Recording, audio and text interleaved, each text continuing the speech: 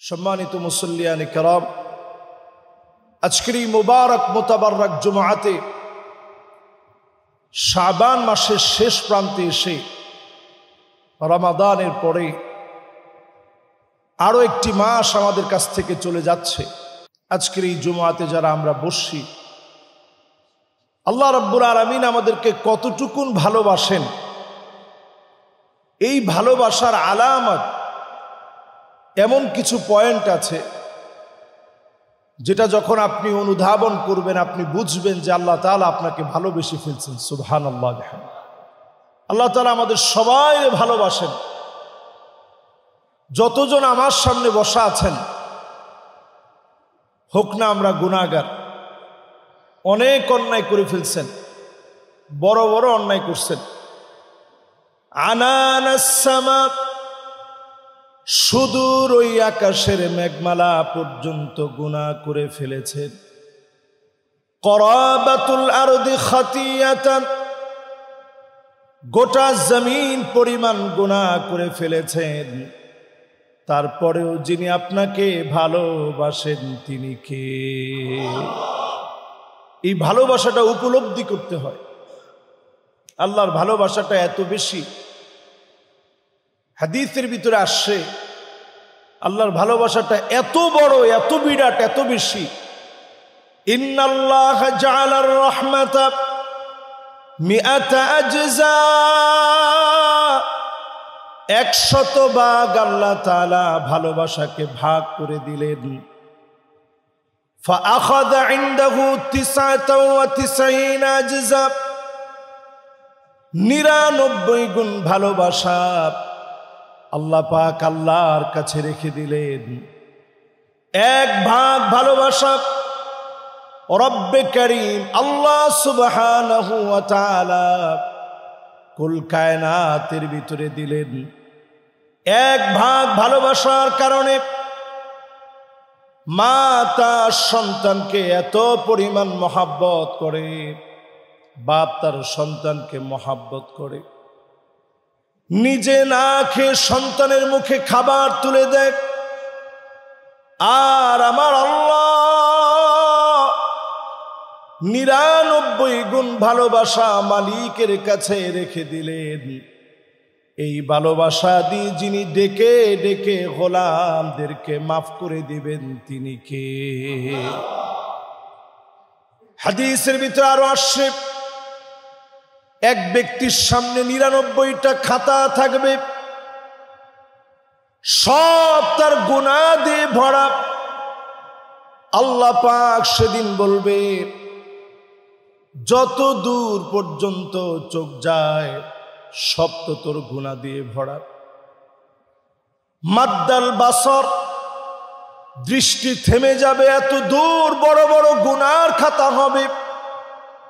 সেই দিন লোকটাকে আল্লাহ বলবেন, আজকে কি তোর পালানোর কোনো জায়গা আছে?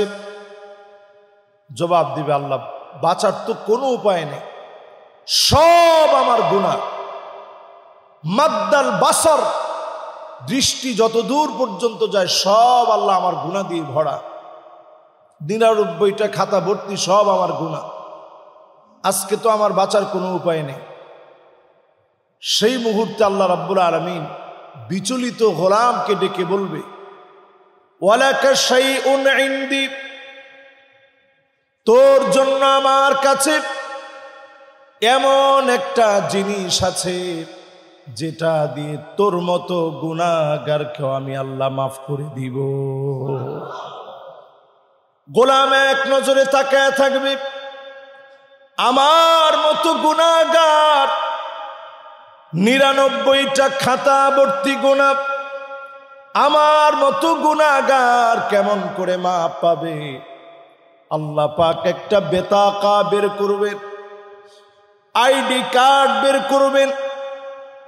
লোকটা প্রশ্ন করবে, মা হাদিহিল বিতাকা মা হাদিহিস সিজিল্লাত, এত এত গুনার মাঝখানে সামান্য এই আইডি কার্ড দিয়ে কি হবে? আল্লাহ পাক বলবেন, গোলাম দুনিয়ার জীবনে স্বীকার করে নিয়েছিলি লা ইলাহা ইল্লাল্লাহু মুহাম্মাদুর রাসূলুল্লাহ। অন্যান্য সব নবীর উম্মতেরা স্বীকার করে নিয়েছিল লা ইলাহা ইল্লাল্লাহ। এই তাওহীদের ঘোষণার কারণে আল্লাহ পাক সেদিন আইডি কার্ড বের করবেন। আল্লাহ পাক ডেকে বলবেন, গোলাম এই সেই তাওহীদের আইডি কার্ড, এই কার্ড দিয়ে আমি আল্লাহ তোর গুনাহগুলো মাফ করে দিব। একদিকে গুনার পাল্লা গুলা রাখা হবে, অন্যদিকে আইডি কার্ডের পাল্লা রাখা হবে। যিনি গুনাহগুলা মাফ করে আইডি কার্ডের পাল্লা ভারী বানায় দিবেন তিনি কে? আল্লাহর চাইতে মায়া এই পৃথিবীতে কারো বেশি হতে পারে না। মায়াটাকে 100 ভাগ করে আল্লাহ রাব্বুল আলামিন 1 ভাগ দিয়েছেন দুনিয়াতে। 99 ভাগ ভালোবাসা আল্লাহ রাব্বুল আলামিন নিজের কাছে রেখে দিয়েছেন শুধু তার গোলামদেরকে ভালোবাসার জন্য। সুবহানাল্লাহ। তাহলে একটু চিন্তা করেন, আপনি আপনার নিজেরে ভালোবাসেন, এই ভালোবাসাটাও 1 ভাগ ভালোবাসা থেকে ভাগ হয়ে আপনার কাছে আসছে। মা আপনাকে ভালোবাসে, 1 ভাগ ভালোবাসা থেকে ভাগ হয়ে আসছে। বাপ আপনাকে ভালোবাসে, 1 ভাগ ভালোবাসা থেকে, এটা আল্লাহ রাব্বুল আলামিনের কাছ থেকে আসছে ভাগ হয়ে। সন্তান আপনাকে ভালোবাসে, ওই 1 ভাগ ভালোবাসা থেকে আসছে।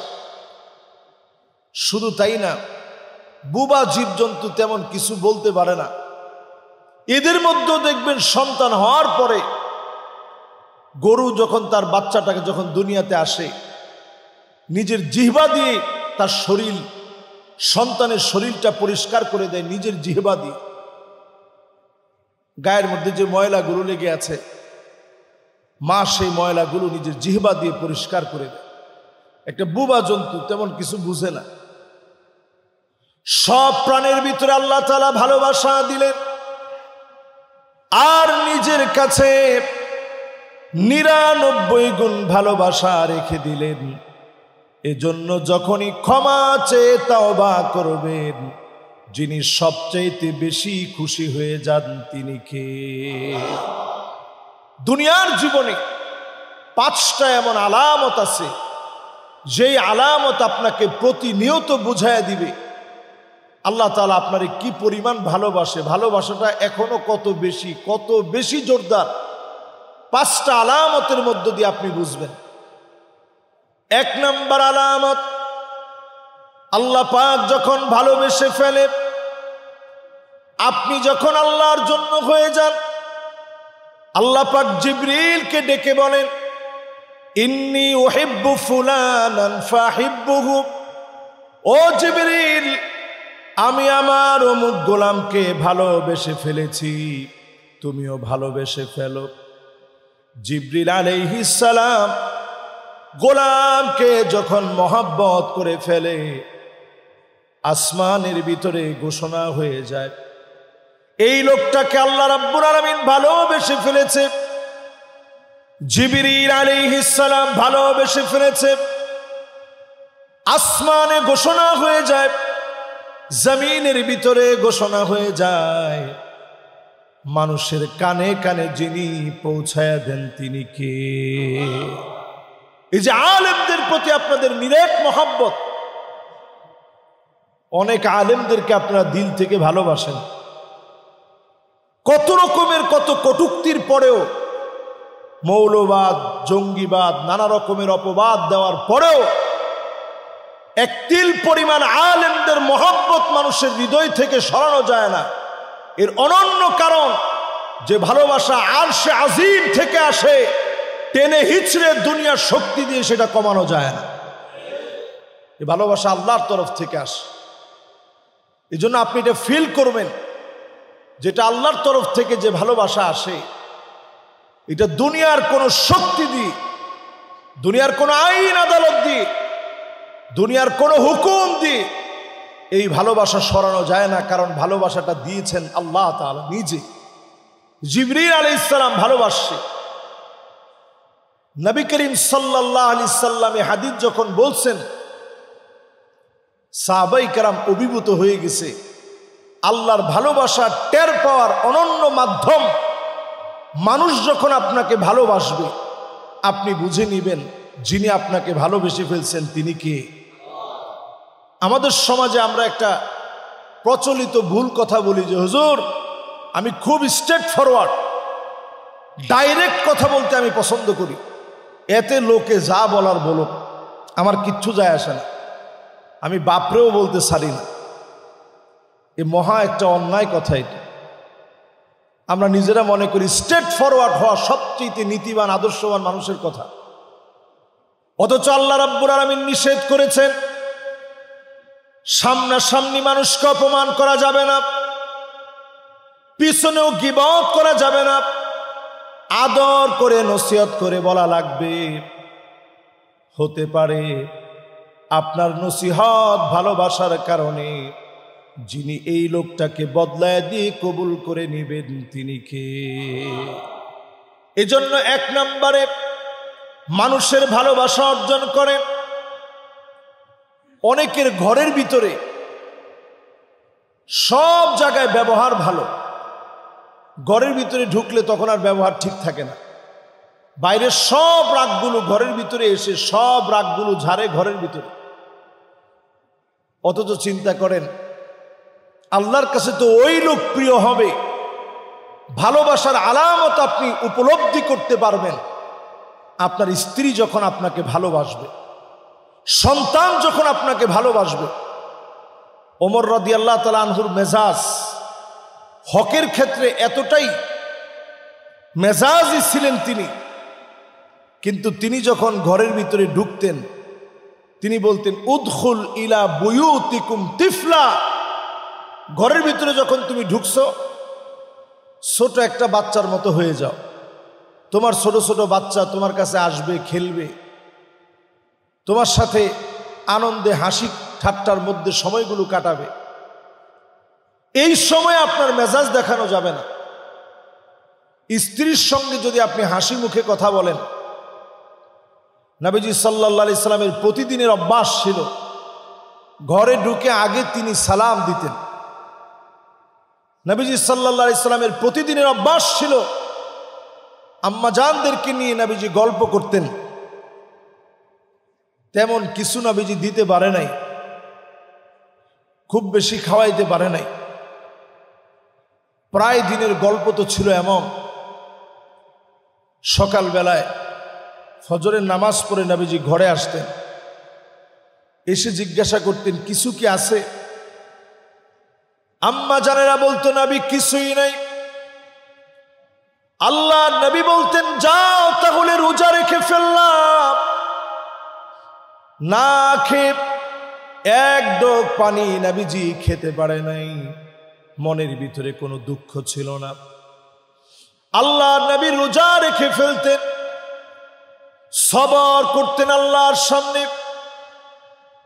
একবারের জন্য আল্লাহকে বলেন নাই আল্লাহ তাআলা এত কষ্ট কেন আপনি আমারে দিলেন? শুধু যদি মনের ভিতরে আসতো উহুদ পাহাড়টা কেন শূন্য হয়ে যায় না?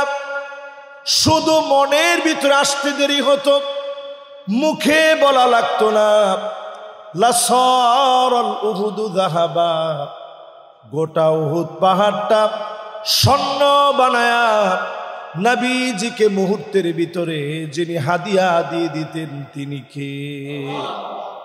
মুখে বলা লাগতো না, শুধু যদি অন্তরে আসতো যে আল্লাহ আপনি আমারে খানার কষ্ট দিছেন, আল্লাহ আপনি আমারে উহুদ পাহাড়টা স্বর্ণ বানায় দেন, শুধু যদি মনের ভিতরে আসতো, মুখে বলা লাগতো না। উহুদ পাহাড়টা স্বর্ণ হয়ে নবীজির ডান আর বাম দিক দিয়ে চলা শুরু করে দিত। একটা বারের জন্য নবীজি আল্লাহর কাছে বলেন আল্লাহ উহুদ পাহাড়টা স্বর্ণ বানায় আমার দিয়ে দেন। নবীজি আল্লাহর কাছে এটা চায় না। নবীজি আল্লাহর কাছে আমার আপনার জন্য ভালোবেসে উম্মতের মুক্তি চেয়েছেন। আল্লাহ পাক আয়াত নাজিল করেছেন ওয়ালাসাউফা ইউতিকা রাব্বুকা ফাতারদা। নবী অচিরে আমি আল্লাহ রাব্বুল আলামিন আপনার হৃদয় ঠান্ডা বানায় দিব। নবীজি সাহাবীদেরকে ডাকলেন, ও সাহাবীরা শোনো, তোমরা কি জানো কবে কোথায় কিভাবে আমার হৃদয় ঠান্ডা হবে? সাহাবায়ে কেরাম বললেন, ওগো নবী আমরা তো জানি না, আপনি বলেন। আল্লাহু ওয়া রাসূলুহু আলাম, আল্লাহ আল্লাহর রাসূলই সবচেয়ে বেশি জানেন। আল্লাহর নবী বললেন, সাহাবীরা শোনো, ওয়ালা আরদা ওয়া ওয়াহিদুম মিন উম্মতি ফিন্নার, আমার একজন গুনাহগার উম্মত যদি জাহান্নামের আগুনে জ্বলে, কশিন কালে আমি নবীর কলিজা ঠান্ডা হবে না, যতক্ষণ না আমার ওই গুনাহগার উম্মতটাও জান্নাতি না হয়ে যাবে। যতক্ষণ আমার ওই উম্মত জান্নাতি না হবে, আমি নবীর কলিজা ঠান্ডা হবে না। ওই উম্মত জান্নাতি হলে আমি নবীর কলিজা ঠান্ডা হবে। আল্লাহু আকবার! কি পরিমাণ মহাব্বত নবীজির হৃদয়ে আপনার আমার জন্য। আল্লাহর এই ভালোবাসা টের পাওয়া যায়। আপনি যত বেশি আল্লাহর কাছে আপন হবেন, তত বেশি জিবরিল আলাইহিস সালাতু ওয়াস সালাম আপনার নামটা প্রচার করবে। জিবরিল আলাইহিস সালাম যখন প্রচার করবে, আসমান আর জমিনের ভিতরে সব জায়গায় আপনার নাম প্রচার হবে। যে যত আল্লাহর কাছে প্রিয়, তার নামটা আল্লাহ তত ফলাও করে প্রচার করেন। এজন্য আমরা মানুষের কাছে প্রিয় হওয়ার চেষ্টা করি, কাউকে কষ্ট না দিই। যদি কেউ কষ্ট পেয়ে যায়, তার হাত ধরে বলি, ভাই আপনারে কষ্ট দিয়ে ফেলছি, আপনার কাছে মাফ চাই। যাকে কষ্ট দিয়েছি তার কাছে পারলে আমরা ক্ষমা চেয়ে নিই। 2 নাম্বার আলামত, আল্লাহ আপনাকে মহাব্বত করে ভালোবাসে। এই ভালোবাসাটা ফিল করবেন কেমনে? তিলাওয়াতুল কোরআন, তাআল্লুমিহি ওয়া তাদাব্বুরিহি ওয়া সিমাইহি। এই কোরআন আপনি শুনবেন, এই কোরআনুল কারীম আপনি পড়বেন, এই কোরআনুল কারীম আপনি বুঝবেন, এই কোরআনুল কারীম আপনি বোঝার চেষ্টা করবেন, এই কোরআন দিয়ে রাষ্ট্র পরিচালনার সিদ্ধান্ত নেবেন। এই কোরআন যে যত বেশি পড়বে, ওই লোকটাকে তত বেশি যিনি ভালোবেসে ফেলবেন তিনি কে? আমাদের ভিতরে কোরআন পড়ার অভ্যাস রমজান মাসে থাকলেও, রমজান পরবর্তী সময়ে কয়জন আমরা কোরআন শরীফ পড়ি? রমজান মাসে আলহামদুলিল্লাহ একজনে আলহামদুলিল্লাহ খতম দিই, 1টা 2টা 3টা, পারলে আরেকটু বেশি দেওয়ার চেষ্টা করি, না পারলে অন্তত 1টা খতম তো দিই। কিন্তু রমাদান চলে যাওয়ার পর প্রতিদিন অন্তত 1টা আয়াত হলেও পড়ি। এরকম মুসলমানের সংখ্যা এখন কম না বেশি? একেবারেই কম। 1টা আয়াত হলেও আপনি প্রতিদিন পড়েন। কি বলেছেন আল্লাহ তাআলা? জীবনে অনেক কিছু পড়লেন, কোরআনটা পড়েন। আজকে আমাদের মুসলমানদের কপাল পুড়েছে, আমরা কোরআনের ধারে কাছে আসি না। আল কোরআনু গিনান লা ফাকরা বা'দাহু ওয়ালা গিনান দুনাহু। এই কোরআন হচ্ছে ধনী। ধনী এই কোরআনের কাছে যারা আসবে, তাদেরকে যিনি ধনী বানায় দিবেন তিনি কে? আপনি আমি কয়দিন আসছি কোরআনের কাছে? নবীজি তেলাওয়াত করতেছেন, আম খুলিকু মিন গায়রি শাইইন আম হুমুল খালিকুন। তুমি কি তোমার নিজেরে বানাইছো নাকি আল্লাহ তোমাকে বানিয়েছে? জুবাইর বিন মুতঈম ওই সময়ে কালেমা পড়ে নাই, আল্লাহ নবীর পাশ দিয়ে মাত্র যাচ্ছিলেন, তেলাওয়াত শুনে থমকে দাঁড়ালেন। তিলাওয়াত শুনে থমকে দাঁড়ালেন, অবাক হয়ে বারবার শুনলেন, আম খুলিকু মিন গায়রি শাইইন আম হুমুল খালিকুন।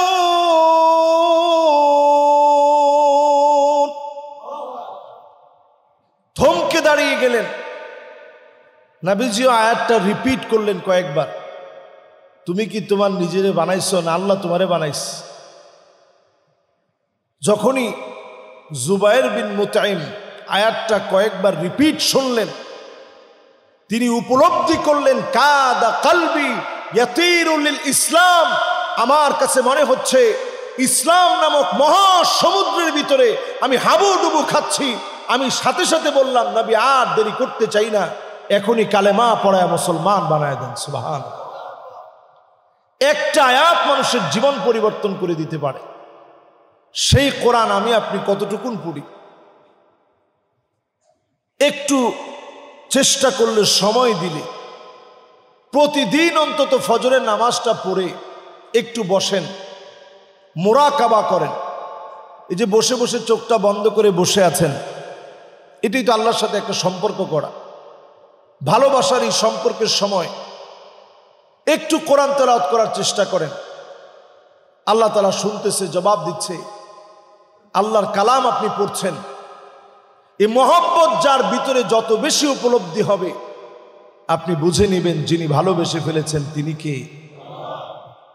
ভালোবাসার এক নাম্বার আলামত, আল্লাহ যারে ভালোবাসে, আসমান আর জমিনের ভিতরে আল্লাহ ঘোষণা করে দেওয়ার কারণে লোকেরা তারে ভালোবাসে।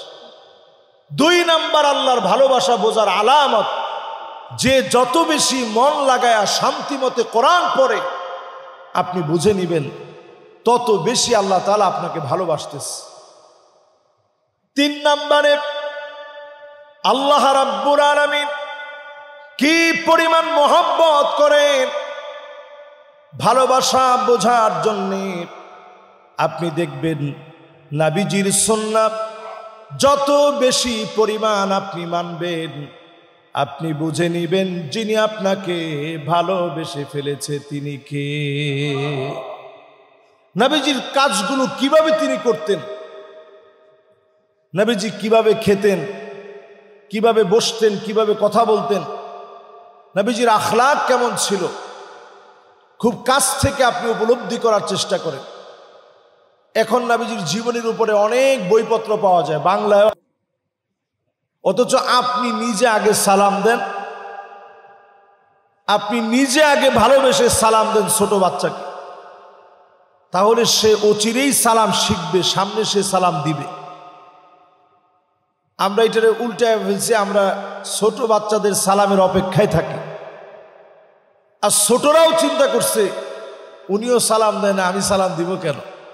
ছোটরাও সালাম দিবে, মুরব্বীরা সালাম শিখাবে যে বাবা এইভাবে সালাম দিতে হয়।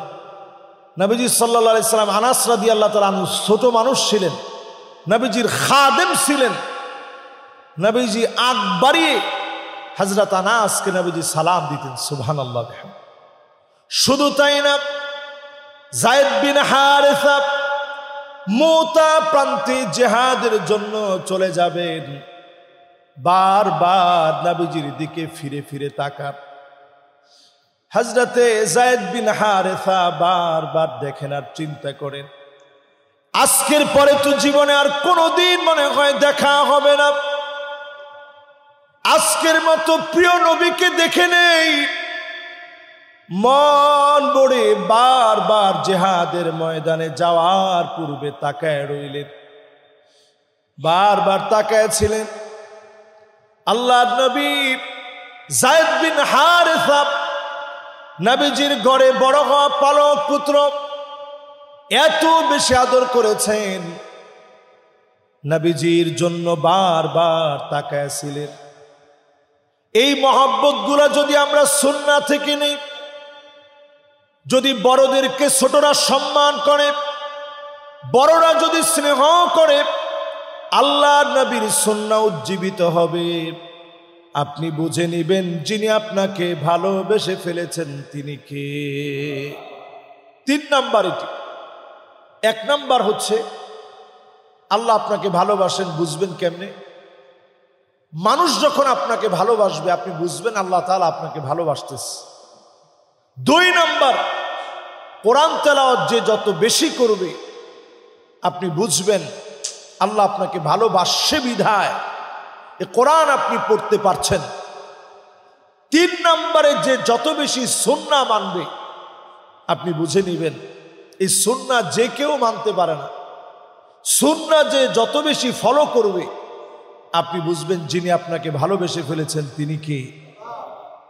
এজন্য আমরা সব কাজে রাসূল করিম সাল্লাল্লাহু আলাইহি ওয়াসাল্লাম কিভাবে করতেন এটা আগে একটু চিন্তা করি, এরপরে কাজটা করি। প্রতিদিন অন্তত 1-2টা সুন্নাহ শেখার চেষ্টা করি।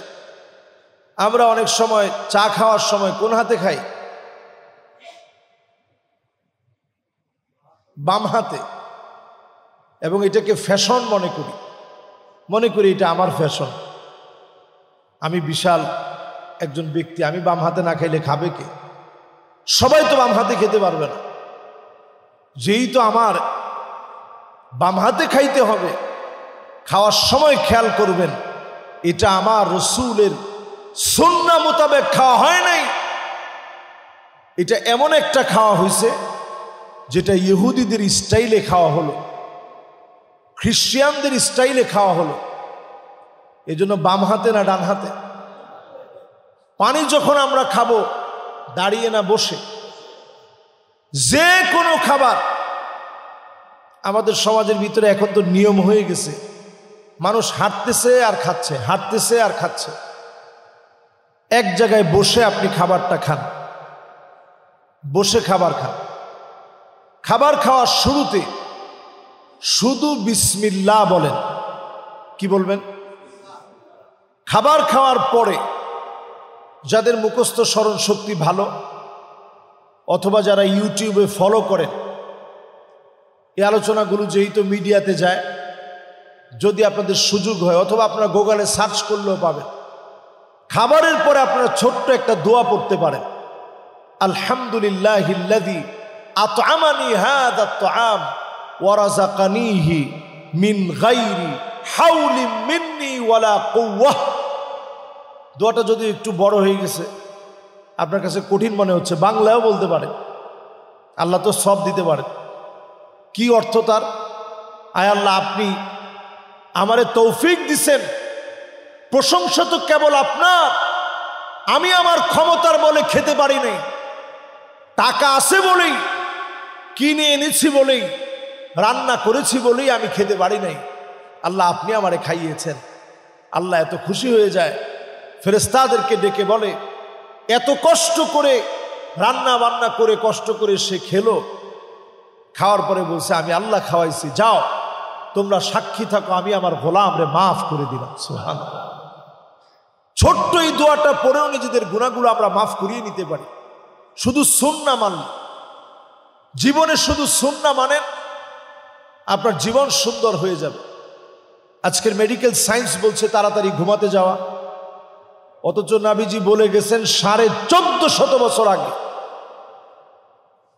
নবীজি সাল্লাল্লাহু আলাইহি সাল্লাম ঠিক যে নিয়ম মেনে খেতেন, এই খাওয়া এখন সায়েন্টিফিক ভাবে প্রমাণিত। একবারে এক খানা আছে বিধায় পেট পুরে আপনি অনেক বেশি খাবেন, সে সুযোগ ইসলামে নাই। নবীজি বলছেন, ইন্না আকসারান নাসি শাবআন ফিদ দুনিয়া আকসারুহুম জাওআন ফি ইয়াউমিল আখিরা। দুনিয়ার জীবনে যারা সবচেয়ে বেশি খায়, আখিরাতে তারা সবচেয়ে বেশি অভুক্ত থাকবে। এজন্য দুনিয়ার জীবনে খুব বেশি খাওয়ার সুযোগ নেই, আর বেশি আপনি খাইতে পারবেনও না। বেশি খাচ্ছেন, কিছুদিন পরেই ব্রেক করতে হবে। এজন্য দুনিয়ার জীবনে সুন্নাহ মেনে, আজকের মেডিকেল সায়েন্স অবাক যে নবীজি তালবিনা খেতেন, গম দিয়ে।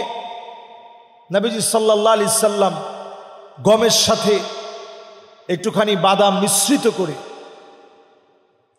এরপরে এটাকে পিষে সেটার মধ্যে নবীজি সাল্লাল্লাহু আলাইহি সাল্লাম একটু দুধ দিয়ে, সেটার ভিতরে নবীজি সাল্লাল্লাহু আলাইহি সাল্লাম একটু আগুনের ভিতরে নাড়াচাড়া দিয়ে দুধ, গম খেজুর, বাদাম, এটা দিয়ে মিশ্রণ তৈরি করে নবীজি খেতেন। পছন্দের খাদ্য তালিকার মধ্যে তালবিনা ছিল অন্যতম। বর্তমান অনেক মানুষ, আধুনিক অনেক মানুষ, চিকিৎসা বিজ্ঞান এই খানার প্রশংসা করে যে এই খানা ডায়াবেটিস হলেও এই খানা আপনি খেতে পারবেন। এটার যে মিষ্টি, খেজুরটা সামান্য হওয়াতে তেমন কোনো মিষ্টি হয় না। এটা আপনার দুশ্চিন্তা, পেরেশানি, হীনমন্যতা অনেকাংশে কমিয়ে তুলবে। নবীজি এই খানাটা খেতেন তালবিনা। সারিদ নামে একটা খানা খেতেন নবীজি। এটা বাংলাদেশে খাওয়ার তো আমাদের সুযোগ হয় না। আমি যখন আল আজহার বিশ্ববিদ্যালয়ে পড়তাম, 2 ঈদের সময় এই সারিদ নামক খানাটা দিত। আমি একটু বেশি করে নিয়ে আসতাম, ফ্রিজে রেখে দিতাম, অল্প অল্প করে আমি খেতাম আর মনে করতাম যে আমার রসুল এই খানাটা খেতেন। এবং যখনই খেতাম আমার ভিতরে ফিল হতো আমার নবীর একটা সুন্নতি খানা, এই খানাটা আমি খেতে পারতেছি। এজন্য খানা খাওয়ার সময় যদি একটা লোকমা পড়ে যায়, এই লোকমাটা নষ্ট করেন না। অথচ আজকের আপনি আরব দেশের দিকে তাকান, বিশাল আস্ত একটা উট নিয়ে বসছে, বসার পরে সেখান থেকে অল্প একটু খেলো, বাকিটা ফেলে দিল। অথচ এই ক্ষুধার যন্ত্রণায় কত কষ্ট সাহাবায়ে কেরাম করেছে। এই জন্য বেশি খাওয়ার কোনো সুযোগ নেই, সুন্নাহ মেনে খেতে হবে। 3 নম্বরের পর 4 নম্বরে আল ইবতিলা। যখনই আপনাকে আল্লাহ ভালোবাসবে, আল্লাহ পরীক্ষার ভিতরে মাঝে মাঝে রাখবে। আল্লাহর কাছে আমরা দুর্বল ঈমান নিয়ে বলি, আল্লাহ পরীক্ষা নিলে তো টিকতে পারবো না। বিনা পরীক্ষায় আল্লাহ আপনি আমাদেরকে পাশ করায় আল্লাহ জান্নাতের মালিক বানায় দিয়েন, পড়েন আমিন। পরীক্ষা যে কত কঠিন। আমাদের স্বাভাবিক বাংলাদেশেই দেখবেন, শুধু বাংলাদেশে না, সারা ওয়ার্ল্ডের নিয়ম তো একই। যেই বছর পরীক্ষার প্রশ্নটা খুব বেশি হার্ড হয়, তো যারা খাতা দেখবে, পরীক্ষক যারা, ওনাদেরকে বলা হয় যে প্রশ্নটা খুব কঠিন হয়ে গেছে, একটু খাতাটা সহজ করে দেখেন, নাহলে ছেলে পেলে পাশ করতে পারবে না। আর যেই বছর দেখবেন প্রশ্নটা একেবারে সোজা হয়, পরীক্ষকদেরকে বলে দেওয়া হয় যে এবার প্রশ্ন একেবারে সহজ হয়েছে, কাজেই খাতাটা একটু হার্ড করে দেখেন। এজন্য যার জীবনের পরীক্ষা যত বেশি, আপনি এটা বুঝবেন যিনি আপনাকে অবশ্যই কবুল করে সহজ করে দিবেন, তিনি কে? মা ইউসিবুল মুসলিমা মিন নাসাবিন ওয়ালা ওয়াসাবিন ওয়ালা হাম্মিন ওয়ালা হুজনিন ওয়ালা গাম্মিন হাত্তা শাওকাতি ইউশাকুহা ইল্লা কাফফারাল্লাহু বিহা মিন খতায়া। আল্লাহর কোন গোলাম বিপদে যখন পড়ে যাবে, মুসিবতে যখন পড়ে যাবে, একটা কাঁটাও যদি শরীরের মধ্যে বিঁধে যায়, লোকটা উহ করে চিৎকার মেরে যখন উহ শব্দটা উচ্চারণ করে, আমার মালিকের কাছে এমন টান লেগে যায়, একদিকে বান্দা উহ শব্দটা উচ্চারণ করে, অন্যদিকে যিনি গুনাহ মাফ করে তার দরজা বুলন্দ বানায় দেন, তিনি কে? জীবনে যত পরীক্ষায় পড়বেন, পরীক্ষার মধ্যে পড়ে সবর করবেন, সবর। গুগলের একটা রেজাল্ট দেখে আমি অবাক হয়ে গেছি। 69% মানুষ কোরআনুল কারীমের বিভিন্ন বিষয় সার্চ দিতে গিয়ে শুধু সবর নিয়ে সার্চ দিয়েছেন। 69% মানুষ ইসলাম জানতে গিয়ে সবর নিয়ে সার্চ দিয়েছেন 69% লোক। এটা গুগলের একটা জরিপ। তা আপনি একটু চিন্তা করেন কি পরিমাণ মানুষ আমরা দুঃখ, দুর্দশা, হতাশা, পেরেশানি এগুলোর ভিতরে আমরা আছি। এই হতাশা পেরেশানির ভিতরে পড়ে আপনি যদি সবর করতে পারেন, এই সবর আপনাকে প্রমাণ করে দিবে আল্লাহ পাক আপনাকে ভালোবাসে। আল্লাহু আকবার। ইন্নাল্লাহা মা'আস সাবিরিন। 5 নম্বরে যারা যারা আজকে আমরা শুনলাম এই 5 পর্যন্ত, 5ম নম্বরে আল্লাহ আপনাকে ভালোবাসেন, এটা বুঝবেন কেমনে? এটা বোঝার সহজ আলামত হচ্ছে ওই লোকটা দুনিয়া থেকে চলে যাওয়ার আগে আগ মুহূর্তে ভালো কোনো কাজ করবে, ওই কাজের ভিতরে আল্লাহ তারে কবুল করে নেবে। সুবহানাল্লাহ। অনেক মানুষ আছে দেখবেন জীবনের বিভিন্ন সময় বিভিন্ন কাজে কর্মে কাটায় দিচ্ছে, কিন্তু তার শেষ বিদায়টা হয়েছে নামাজের সিজদার ভিতরে। কি সৌভাগ্য, কত বড় পরম সৌভাগ্য! সিজদার ভিতরে আল্লাহ কবুল করে নিচ্ছে। এমন কিছু মানুষ আছে হয়তো হজে গেছে, মদিনায় যাওয়ার পরে আল্লাহ কবুল করে নিছে, আরাফায় কবুল করে নিছে, মুজদালিফায় কবুল করে নিছে, মিনায় কবুল করে নিছে। এমন কিছু মানুষ আছে কালেমা পড়তে পড়তে আল্লাহ রাব্বুল আলামিন কবুল করে নিয়েছে। যখনই আলামতগুলো দেখবেন আপনি বুঝে নিবেন আইওয়াফিকাহু বিআমালিন সালিহিন ক্বাবলা মাউতিহি, মওতের পূর্বে ভালো কাজ করতে করতে যখন মালিক কবুল করে নিবে, বুঝে নিবেন যিনি ভালোবেসে ফেলেছেন তিনি কে। এই 5টি আলামত